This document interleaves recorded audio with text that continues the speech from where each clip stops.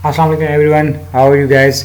आज हम पढ़ेंगे जी रेफरेंसेस और साइटेशन में क्या फ़र्क होता है और बेसिकली रेफरेंसेस होते क्या हैं, ये क्यों हम यूज़ करते हैं और ये जो मुख्तलिफ़ किस्म के जो स्टाइल्स हैं, what is APA style, HRs, MLA, Chicago वगैरह वगैरह, ये भी टर्म्स आप अक्सर सुनते हैं कि आपकी जो रेफरेंसिंग है वो एपीए स्टाइल में नहीं है। तो एपीए स्टाइल में क्या हो जी, कहाँ पे कामा लगना चाहिए, कहाँ पे नाम आना चाहिए, कहाँ पे इन्वर्टेड कामास लगने चाहिए, तो कि नाम की तरतीब कैसे होनी वगैरह वगैरह। और फिर एचआरएस यानी हार्वर्ड रेफरेंसिंग स्टाइल क्या है, एमएलए क्या है, ये क्या चीज़ें हैं।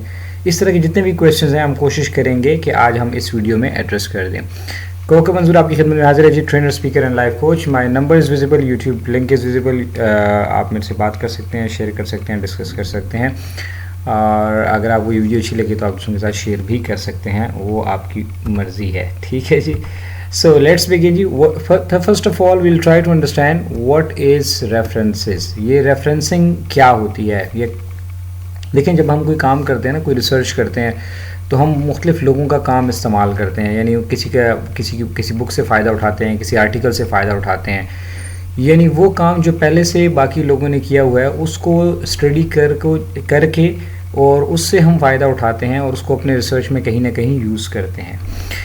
तो उसका हवाला देना जो है उसको हम कहते हैं references. A reference is a list of the resources that you have used when you do your research, या when you are doing your assignment, या you are writing an article, you are writing your thesis.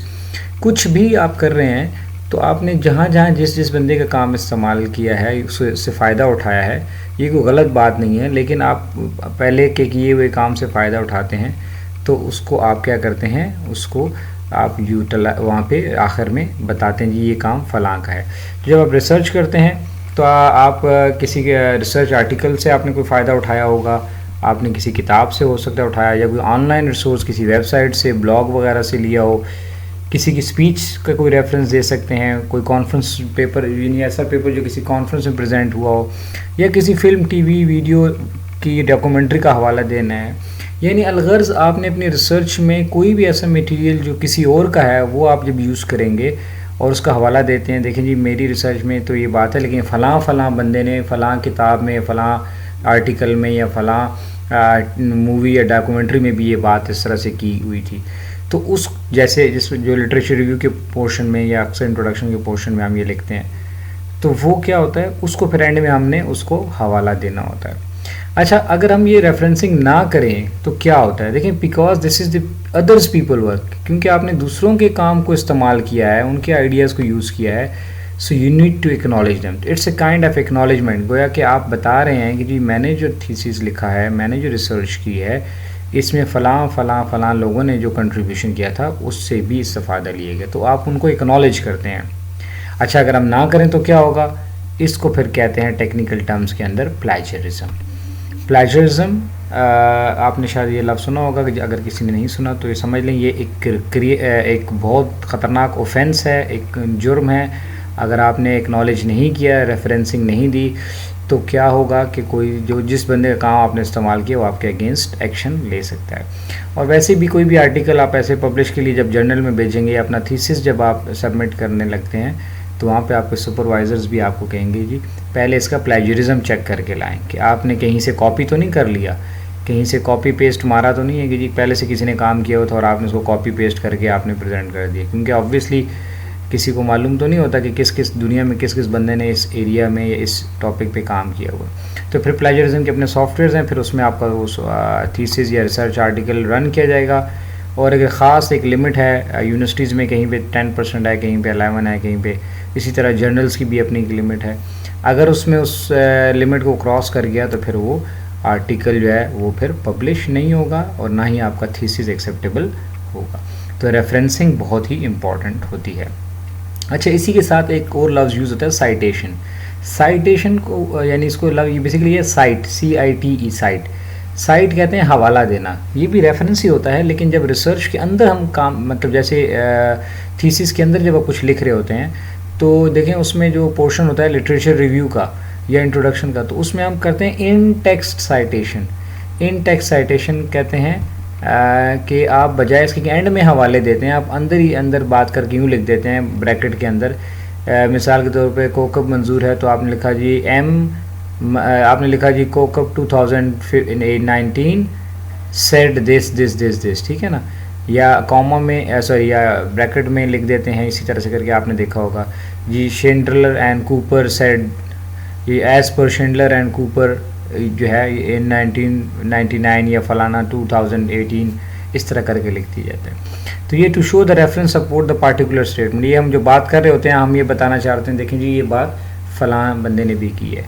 Direct code भी हम repeat कर सकते हैं, उसको italic करके पूरा का पूरा टेक्स्ट भी मेंशन कर सकते हैं। और व्हेन यू पैराफ्रेज, उनको पैराफ्रेज करेंगे तो भी आप ये कर सकें, यानी तीनों तरीक़ों से हम उनका हवाला दे सकते हैं। लेकिन ये है कि ये उसमें आखिर में एंड में नहीं लिखा हुआ होता, ये बिल्कुल रिसर्च के दौरान ही आप अपनी बात करते करते ही कहते हैं देखें जी खान एंड अली ने भी ये बात की थी, तो उन्होंने अपने थीसिस में, उन्होंने अपनी फाइंडिंग में ये बात निकाली, तो उनको आप इससे लिखते हैं Khan and Ali 2018 did this, या लिख के पूरा टेक्स्ट एंड में भी आप उनका रेफरेंस दे देते हैं। तो इसको साइटेशन कहते हैं। अब साइटेशन रेफरेंस में क्या फ़र्क है, बहुत डिटेल है, हम ज़्यादा तफसील में नहीं जाते। साइटेशन क्या होता है जी, इसमें हम मेन बॉडी के अंदर बात कर देते हैं, कोई कोट है, इमेज है, चार्ट है, उसके नीचे लिख देते हैं जाए कि while reference is a list, जो मैंने आपको पहले बता दिया, आखिर में सारे लोगों का काम को हम एक्नॉलेज कर देते हैं अल्फ़ाबेटिकली, ठीक है। ये inform the reader the basic sources of information, ये भी inform the reader that the complete source of information. यहाँ पे सिर्फ नाम और ईयर अक्सर लिखा होता है, यहाँ पर वो पूरी तफसील लिखी होती है कि ये किताब कहाँ पब्लिश हुई, किस ईयर में हुई, क्या टाइटल है, किसने लिखी है, वगैरह वगैरह, ठीक है ना, वो भी मैं आपको बता भी दूंगा। Indicate the source of material taken, कहाँ से सोर्स लिया गया, सपोर्ट दी और criticize an argument of the point, ये इसके लिए यूज़ होता है। प्रेजेंटेड इन द ब्रैकेट्स, जैसे मैंने आपको कहा छोटी ब्रैकेट्स यानी ये वाली, इन ब्रैकेट्स के अंदर ऐसे करके लिखा होता है कि जी मंजूर 2015 2019 इस तरह करके, ठीक है। और ये एंड नोट में होता है या फिर डॉक्यूमेंट के एंड पे लिखा होता है रेफरेंस जो है। They it contain information like publication year, जैसे मैंने कहा ईयर उसमें मेंशन होता है, and the last name of the author अक्सर लिखा होता है, ठीक है जी। और इट कंटेन्स पूरी इन्फॉर्मेशन, डेट, टाइटल, जर्नल वगैरह वगैरह वगैरह, ये भी आपको पता भी चल जाएगा। मुख्तलिफ़ किस्म के रेफरेंसिंग स्टाइल्स हैं। कौन कौन से रेफरेंसिंग स्टाइल्स हैं, बहुत सारे हैं। मोस्टली हमारे यहाँ पाकिस्तान के अंदर यूनिवर्सिटीज़ जो हैं वो मैनेजमेंट साइंसेज में APA को फॉलो कर रहे होते हैं। American psychology, APA stands for American psychological association, ये एजुकेशन में साइकोलॉजी साइंसेज में और मैनेजमेंट साइंसेज में यूज़ होती है। MLA जो है ये लिंग्विस्टिक वाले ज़्यादा यूज़ करते हैं। लैंग्वेज एसोसिएशन है, मॉडर्न लैंग्वेज एसोसिएशन, ये ह्यूमैनिटीज़ में और लिटरेचर वगैरह में ये स्टाइल ज़्यादा इस्तेमाल होता है। शिकागो स्टाइल जो है ये बिज़नेस वगैरह में ये भी यूज़ होता है, हिस्ट्री एंड फाइन आर्ट्स वगैरह में। बहरहाल अगेन इट डिपेंड्स कि आपकी यूनिवर्सिटी कौन सा स्टाइल फॉलो कर रही है। अगर आप स्टूडेंट हैं MBA MS के PhD के, ठीक है, तो आपको वो जानना बड़ा ज़रूरी होता है, क्योंकि रेफरेंसिंग के स्टाइल में छोटा छोटा फ़र्क है। कहीं पे नाम के बाद में काम आ रहा है, कहीं पहले आ रहा है, कहीं ईयर के बाद आ रहा है, कहीं इन्वर्टेड कामाज आ रहे हैं, कहीं नहीं आ रहे हैं, ठीक है, कहीं पहला लेटर कैपिटल है, कहीं नहीं है। तो इस तरह के छोटे छोटे डिफरेंसेस हैं। अब ये इसी तरह HRS है, हार्वर्ड रेफरेंसिंग स्टाइल है, ठीक है, ये तकरीबन APA से मिलता जुलता है। कहने का मकसद ये है कि अब ये इसके अंदर बहुत सारी डिटेल्स हैं। अगर आप कहीं नेट पे जाना तो पूरी की एक बुकलेट आपको मिल जाएगी कि जी कैसे बुक में रेफरेंस करना है, कैसे कॉपी आर्टिकल का कैसे रेफरेंस करना है, अगर एक ऑथर हो तो कैसे करना है, 2 ऑथर हो तो कैसे करना है, 3 ऑथर हो तो कैसे करना है, इसी तरह वीडियो का कैसे करना है, डॉक्यूमेंट्री का कैसे करना है, फिल्म का कैसे करना है, स्पीच का कैसे रेफरेंसिंग करनी है। यानी एक बड़ी लंबी डिटेल है जिसको ऑलमोस्ट याद करना ऑलमोस्ट इम्पॉसिबल है, ठीक है ना। तो आपको याद करने की ज़रूरत भी नहीं है। मैं जब रिसर्च पढ़ाता हूँ तो मैं नॉर्मली स्टूडेंट्स को कभी भी ये क्वेश्चन नहीं देता कि यार APA के स्टाइल में और HRS के स्टाइल में क्या फ़र्क है या MLA में क्या फ़र्क है। तो या 5-6 जो हैं वो बता दूँ कि जी इनमें बताएं कि इसको कैसे APA में आप रेफरेंसिंग करेंगे, क्योंकि इसकी ज़रूरत नहीं है। क्यों ज़रूरत नहीं है, उसकी वजह बड़ी सिंपल सी है कि जी अब हमारे पास आ गए हैं सॉफ्टवेयर्स, आ गए हैं बहुत सारे तरीके आ गए हैं। माइक्रोसॉफ्ट में भी, MS में, वर्ड में भी हो जाता है रेफरेंसिंग करना, तो याद करने की ज़रूरत नहीं। बहरहाल अगर वो तो उसका कोई हल नहीं है, पेपर तो पास करना होता है बहरहाल। और अगर खाली लिटरेचर उसमें वो करना है, आपने थीसिस लिखना है या रिसर्च आर्टिकल लिखना है, तो फिर इनमें से किसी को याद करने की ज़रूरत नहीं है। क्यों ज़रूरत नहीं है वो भी मैं आपको बताता हूँ कि इसको आप एक क्लिक के अंदर सारा का सारा कैसे कर सकते हैं। देखिए आप क्या करेंगे, आप जाएंगे गूगल में, ठीक है, यहाँ पे लिखेंगे scholar.google.com, ठीक है। अब आपने गौर से देखने कि आपने रेफरेंसिंग कैसे करनी है, ठीक है। अब लेट सपोज कोई भी आर्टिकल है, ये बुक है, अब ये देखें मैं चूँकि पहले इसमें कर चुका हूँ, तो आप ये let suppose strategic management book by hit, तो एक ऑथर है हॉकिसन एंड हिट हैं, उन्होंने एक किताब लिखी है। अब इसका मैंने रेफरेंस यूज़ करना है अपने क्या कहते हैं आर्टिकल के अंदर, ठीक है। ये देखें ईयर वाइज भी आ गया, डेट वाइज, हर तरह से आपको मिल सकते हैं। Strategic management cases and competence competitiveness and globalization by M.A. Hitt, Ireland और हॉकिसन, ठीक है। ये वो किताब है। तो और से आपने देखना, ये ना आप देखें ये वो किताब नहीं जो उसका रेफरेंस हमने, ये है intersection of entrepreneurship and strategic management. तो आपने देखना है कि ये भी हिट किया, लेकिन ये वाली बुक है जिसका हमने रेफरेंस देना है। तो आपने पहले गौर से देख लेना है कि किस किताब का आपने रेफरेंस देने लगे हैं। अब गौर से देखिए, ये जो दो आपको नज़र आ रहे हैं ना कॉमे से, ठीक है, इसके देखें नीचे लिखा हुआ छोटा सा साइट CIT, इसको आपने क्लिक कर देना है। जब आप क्लिक करेंगे तो आप ये देखें सारी रेफरेंसिंग आ गई है, MLA, APA, शिकागो, हार्वर्ड, वैनकोवर और जो भी आपको चाहिए, ठीक है ना।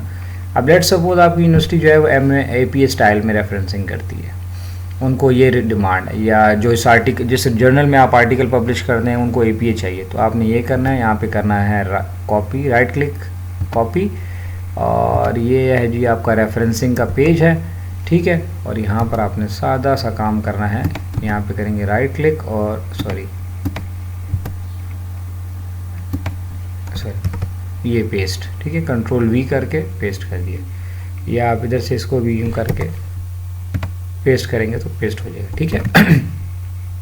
इसी तरह आप अब एक और एग्जांपल ले लेते हैं। फ़र्ज़ करें, अब इसको क्रॉस करते हैं और फ़र्ज़ करें एक ये आर्टिकल है मेरे पास, मैंने इससे भी एक फ़ायदा उठाया, यानी इस आर्टिकल को भी मैंने यूटिलाइज़ किया है। कौन सा आर्टिकल है, ये भी ओपन हो गया जनाब। Evidence that emotional intelligence is related to job performance and effects of attitude at work, Paulo, Lopes, Daisy Grewal, फलां फलां, इन लोगों ने लिखा है, ठीक है जी। अब ये क्या करना है, ये आर्टिकल है जिसको मैंने अपने रिसर्च आर्टिकल में यूज़ किया या अपने थीसिस में इसका यूटिलाइजेशन किया। इस आर्टिकल के टाइटल को मैंने यहाँ से कॉपी करना है, ठीक है, सेलेक्ट करें, कॉपी करें और इधर गूगल में आके गूगल स्कॉलर में ही इसी जगह पे आपने आके पेस्ट कर देना है, ठीक है। इसको कटा दें, यहाँ पे करेंगे राइट क्लिक और ये पेस्ट, ठीक हो गया। यहाँ से सर्च कर लिया, अब ये देखिए आ गया evidence of emotional intelligence related to performance effect PN Lopes वगैरह वगैरह, मतलब ये वही वाला आर्टिकल है जो हमने जिसका हमने यूटिलाइजेशन किया, ठीक है।